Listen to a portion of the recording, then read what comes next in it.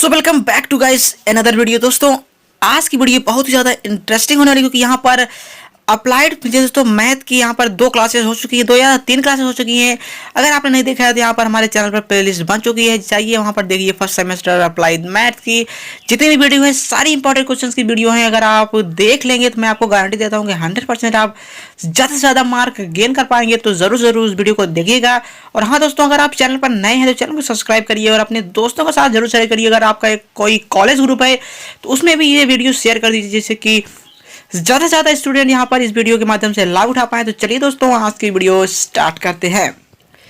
तो दोस्तों आज का जो हमारा यहाँ पर टॉपिक है ये है यहाँ दोस्तों वेक्टर का, क्योंकि वेक्टर जो कि है यहाँ दोस्तों अप्लाइड फिजिक्स में भी एक चैप्टर है यहाँ दोस्तों, जो कि आर्ट में ही है और मैथ में भी है। तो इसलिए हमने यहाँ पर अप्लाइड फिजिक्स ऑब्लिक मैथ दोनों लिख दिया है, क्योंकि यहाँ पर अगर आप इसे जान गए तो आप कुछ दोस्तों जो न्यूमेरिकल हैं फिजिक्स के उसको भी यहाँ पर सॉल्व कर सकते हैं।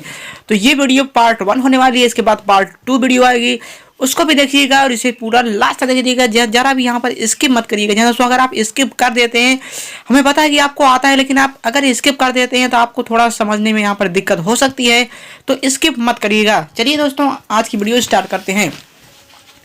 तो सबसे पहले हम सीखेंगे कि सदिश का योग किस प्रकार किया जाता है। दोस्तों सदिश का योग हमें किस प्रकार करना है, तो यहाँ पर हमारी जो विधि है वो है ज्यामितीय विधि, क्योंकि मैथ में यही विधि है। अगर आप फिजिक्स की बात करें तो यहाँ पर फिजिक्स में एक और विधि है जो कि है एक दोस्तों समांतर चतुर्भुज का। तो अगर आप चाहेंगे, अगर आप उस विधि को भी जानना चाहते हैं तो आप सिंपली कमेंट करिए, अभी हम आपके लिए ये भी वीडियो बना के आपको प्रोवाइड करेंगे कि आप यहाँ दोस्तों वेक्टर का यहाँ पर जो कि यहाँ पर एडिशन है आप समांतर चतुर्भुज के माध्यम से किस प्रकार कर सकते हैं। तो चलिए हम यहाँ पर देखते हैं। फिलहाल यहाँ पर हमारा मैथ का यहाँ पर टॉपिक है, तो इसलिए हम यहाँ पर देखेंगे सदिशों का योग ज्यामितीय विधि से।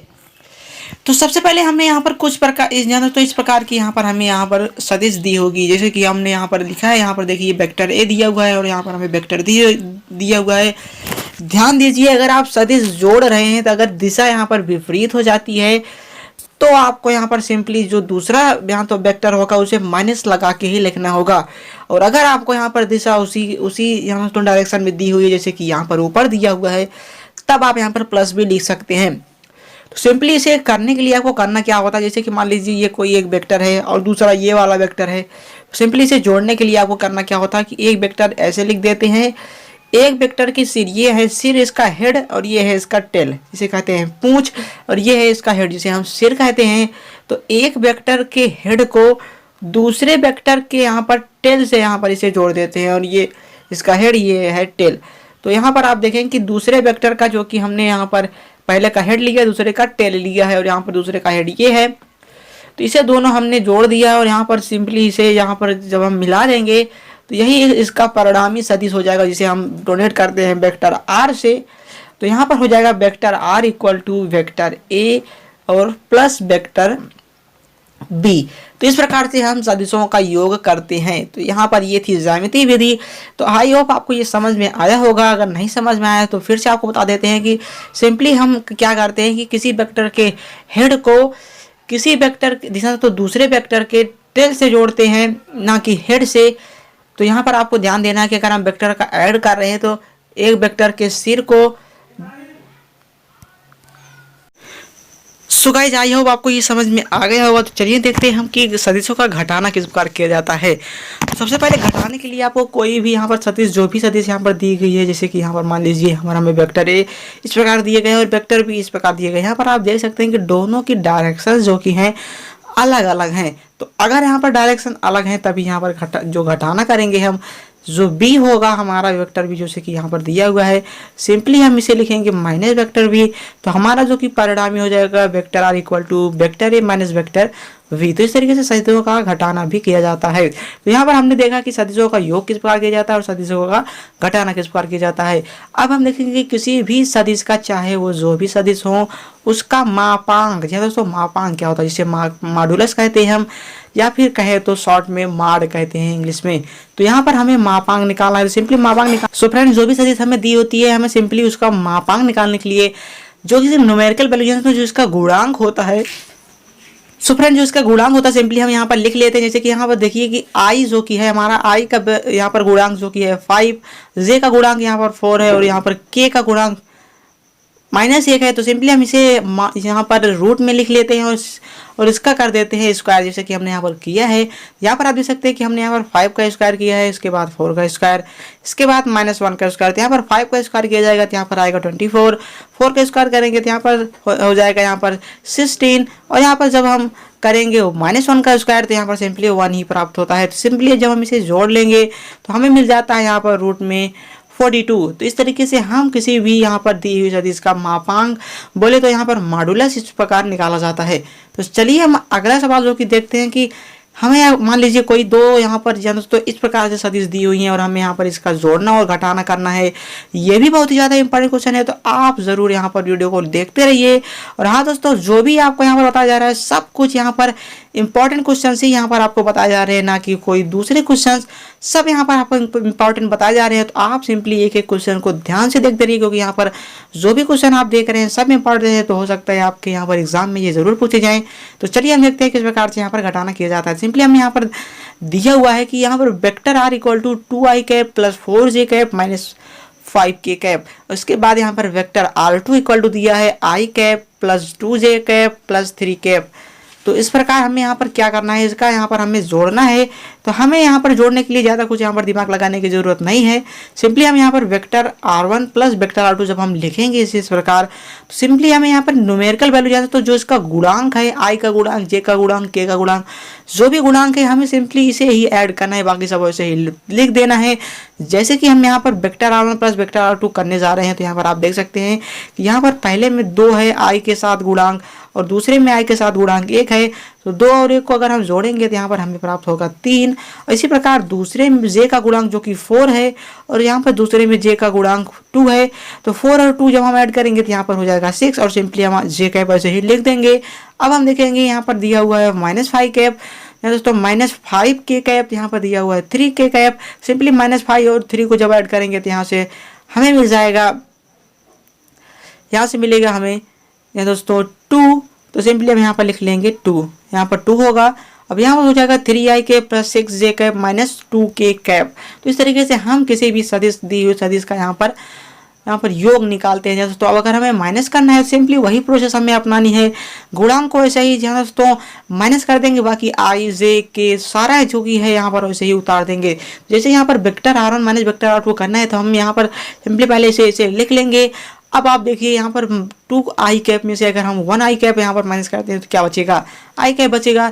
इसके बाद हम देखेंगे कि अगर हम 4j कैप में से अगर -2j कैप करेंगे तो यहाँ पर 4 में से अगर हम 2 घटाएं तो बचता है 2 और j कैप वैसे ही उतार लेंगे तो यहाँ पर सिंपली हो जाएगा 2j कैप। अब हम देखेंगे कि अगर यहाँ पर -5k कैप है और यहाँ पर सिंपली दिया हुआ है यहाँ पर प्लस दोस्तों 3 कैप, तो यहाँ पर ये भी हो जाएगा माइनस। अब जब ये माइनस होगा तो यहाँ पर 5 और माइनस जुड़ जाएंगे तो ये हो जाएगा दोस्तों 8k कैप, जो कि हमने ऊपर वाले में लिखा था, सॉरी ये थोड़ा मिस्टेक हो गया। तो यहाँ पर आप देख सकते हैं किस तरीके से हम यहाँ पर कर सकते हैं। तो चलिए अब देखते हैं किसी भी दी हुई सदिश का एकांक सदिश क्या होता है। एकांक सदिश आखिर होता क्या है, ऐसा सदिश जिसका परिमाण या दोस्तों एकांक हो उसे हम कहते हैं एकांक सदिश।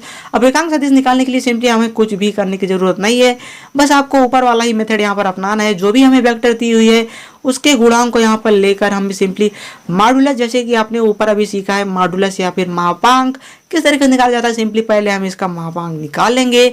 अब हमें यहाँ पर फार्मूला पुटअप करना है जो कि होता है इकाई सदिश का, बोले तो एकांक सदिश का।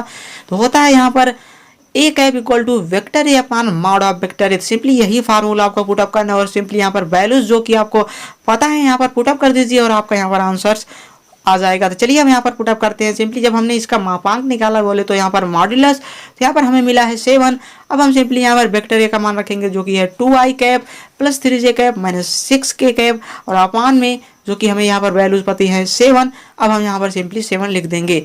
इस तरीके से अगर आपको कोई भी यहाँ पर पूछा जाता है कि इस प्रकार के सदिश का यहाँ पर इकाई सदिश आप निकालिए, तो आप सिंपली इस फार्मूले पर पुटअप करके आप निकाल सकते हैं। ये भी बहुत ही ज़्यादा इंपॉर्टेंट क्वेश्चन है, कई बार ये एग्जाम में पूछा गया है, ज़रूर से ज़रूर तैयार कर लीजिएगा। चलिए हम देखते हैं अपना अगला क्वेश्चन जो कि बहुत ही ज़्यादा यहाँ पर दोस्तों इस प्रकार के क्वेश्चन अधिकतर पूछे जाते हैं, चाहे वो त्रिभुज के हों या फिर चतुर्भुज के या फिर पंचभुज के।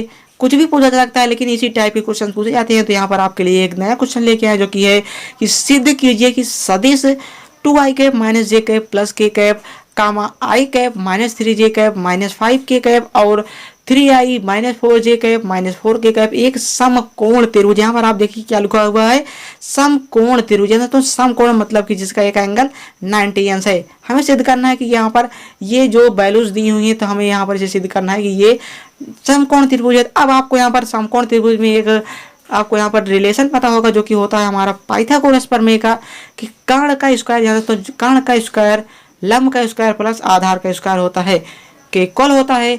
अब हम सिंपली यही फार्मूला यहाँ पर लगाएंगे और हमारा ये प्रूफ हो जाएगा। सिंपली हमें क्या करना है कि पहले तो जो भी सदिश दी हुई हैं हमें सिंपली उसे उन्हें भुजा के रूप में लिख लेना। तो सिंपली हमने यहाँ पर वेक्टर ए बी के बराबर लिख लिया है 2i cap minus J cap plus 3 cap sorry के कैप। इसके बाद हमने बी सी के बराबर भी यही दूसरी वाली वैल्यू लिख ली है और ए सी के बराबर तीसरी वाली।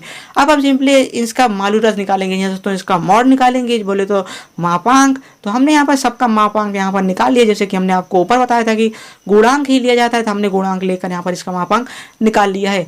इसके बाद ये इतना करने के बाद आपको सिंपली क्या करना होगा कि आपको यहाँ पर पाइथागोरस प्रमेय के अनुसार फॉलो करना होगा। तो यहाँ पर लंब का स्क्वायर प्लस आधार का स्क्वायर इक्वल टू कर्ण का स्क्वायर। हमने लंब की वैल्यू पुटअप की, इसके बाद आधार की पुटअप की, इसके बाद हमने कर्ण की पुटअप की। तो यहाँ पर हमने देखा कि जब हम √6 का स्क्वायर करेंगे तो हमें 6 प्राप्त होगा, √35 का स्क्वायर करेंगे तो यहाँ पर हमें 35 प्राप्त होगा, इक्वल टू जब हम 41 का स्क्वायर करेंगे जो कि रूट में है तो हमें यहाँ पर 41 ही प्राप्त होगा। अब हम अगर देखें तो 35 और 6 अगर हम ऐड करें तो हमें मिलता है 41 और 41 इक्वल टू 41 आता है यह समकोण त्रिभुज है, क्योंकि यहाँ पर कर्ण पर बना वर्ग जो कि आधार पर और लंब पर दोस्तों बने योग के बराबर हो रहा है, इसलिए ये समकोण त्रिभुज ही होगा। तो इस तरीके से अगर आपको कोई भी अगर यहाँ पर आपको चतुर्भुज दी हुई है, जो भी रिलेशन दिया हुआ है, मान लीजिए आपको यहाँ पर समानता चतुर्भुज दिया हुआ है, तो आप सिंपली यहाँ पर इसके दो भुजाओं यहाँ पर देखेंगे कि ये इक्वल है कि नहीं हुए हैं। अगर ये इक्वल हो जाती है तो ये होती है समांतर चतुर्भुज की। तो इस तरीके से जो भी सवाल दिए जाएंगे आपको इसी मेथड से आप सॉल्व कर सकते हैं। सो गाइस लास्ट में हम देखेंगे कि सदिशों का सदिश गुणन तथा अदिश गुणन। तो पहले हम देखेंगे कि डॉट प्रोडक्ट मतलब कि सदिशों का अदिश गुणन। सदिशों के अदिश गुणन में एक फार्मूला है जो कि है A dot B equal to A B cos theta, जहाँ थीटा उनके बीच का कोण है। मान लीजिए कोई सदिश है तो ये जो एंगल है उनके बीच का कोण यही है थीटा। तो ये होता है A dot B equal to A B cos theta. Simply अगर मान लीजिए हमें कोई वेक्टर ए वैल्यूज दी हुई हैं और वेक्टर बी वैल्यूज दी हुई हैं, अब हम सिंपली इनका डॉट प्रोडक्ट निकालना चाहते हैं, तो आपको यहाँ पर थोड़ा ध्यान देना होगा कि अगर हम किन्हीं दो आई यहाँ तो आई कैप का यहाँ पर अगर डॉट करते हैं या फिर जे कैप का डॉट करते हैं, दो ही यहाँ पर वैल्यूज हैं, और यहाँ पर अगर हम दो यहाँ पर के कैप का डॉट करते हैं तो सिंपली हमें प्राप्त होता है 1। इसकी वैल्यू यहाँ पर डॉट प्रोडक्ट में होती है 1। और अगर हम यहाँ पर कर दें आई के साथ जे, जे के साथ के के साथ आई, तो हमें सिंपली इसकी वैल्यूज प्राप्त होती हैं 0। तो इस तरीके से ये जरूर आपको याद रखना है, क्योंकि ये बहुत ही ज़्यादा यहाँ पर यूज होने वाला है, तो ज़रूर से ज़रूर इसे याद करिएगा।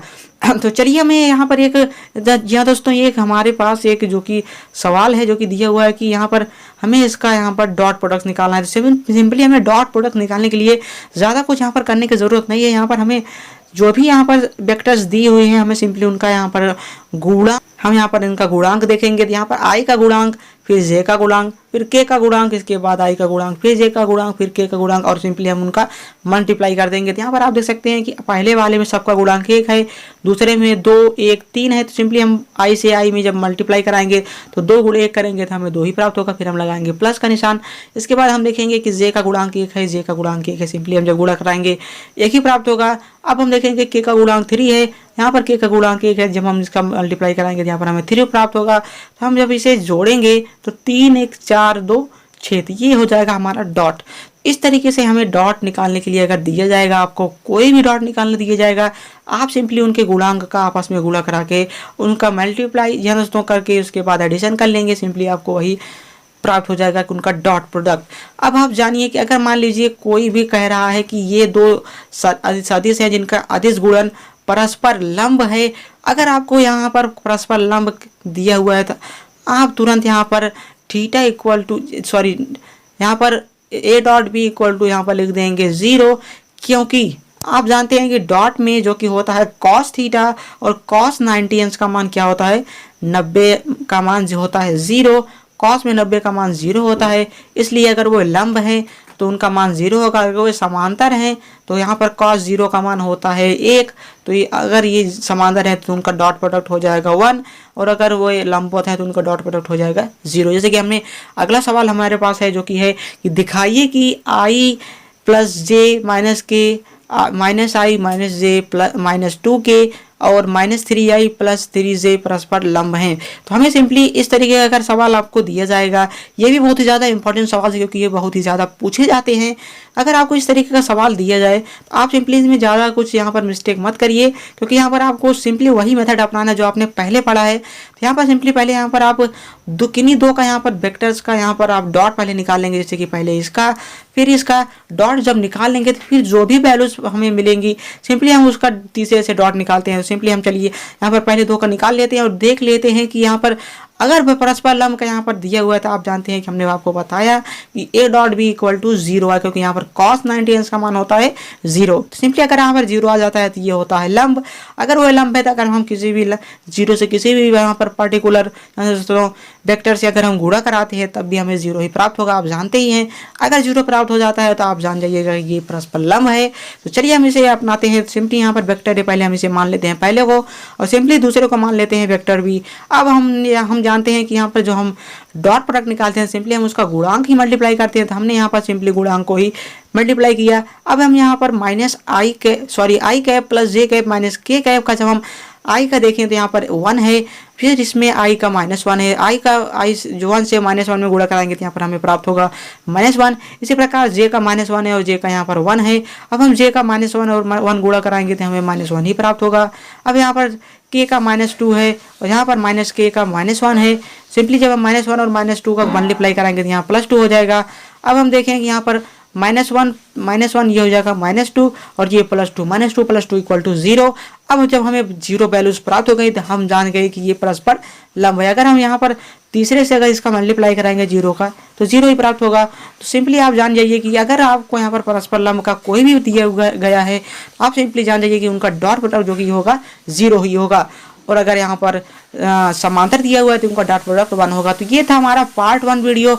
जल्द ही आपके लिए पार्ट 2 वीडियो लाया जाएगा और यहाँ पर कुछ बड़े सवाल जो कि यहाँ पर डॉट प्रोडक्ट्स के और क्रॉस प्रोडक्ट के भी आपको बताया जाएगा अगली वीडियो में। तो अगर आप यहाँ पर दोस्तों अच्छी तरीके से यहाँ पर नंबर गेन करना चाहते हैं तो जरूर से जरूर हमारे चैनल पर बने रहिए। चलिए दोस्तों मिलते हैं नेक्स्ट वीडियो नेक्स्ट टॉपिक के साथ, तब तक के लिए जय हिंद, वंदे मातरम।